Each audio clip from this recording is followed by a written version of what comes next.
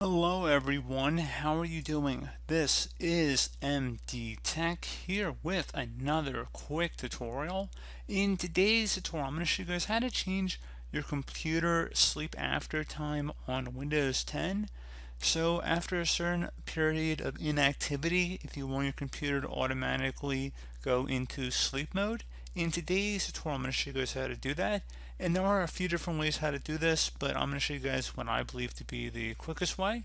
And that'll be to open up the start menu. Just go and left click on the start button one time. Select the gear icon on the left side, where if you hover over it should say settings. So go ahead and select that.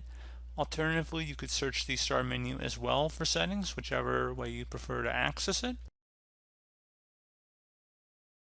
And now you want to select the system tile. So again, it should say system. Go ahead and left click on that.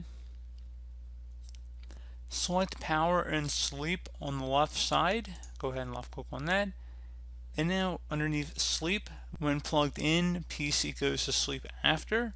Now if you are on a laptop or a tablet device, there might be an additional option for on battery power. So you would just set both of them, again depending on what you'd want to set them as.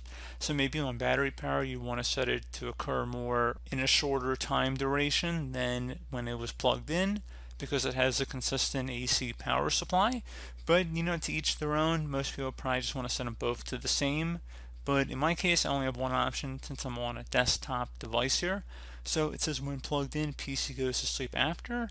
And right now it's set to never, meaning it will not go into sleep mode unless you set it into sleep mode.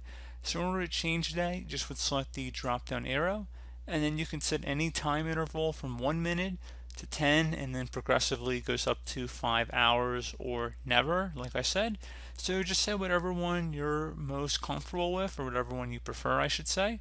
And then once you're done with that, you don't actually have to click on save or anything. You can just close it here. I actually don't believe you need to restart your computer for it to take effect, but it probably would not hurt just to do that just one time. And that should be about it. So as always, thank you guys for watching this brief tutorial. Do hope that I was able to help you out, and I do look forward to catching you all in the next tutorial. Goodbye.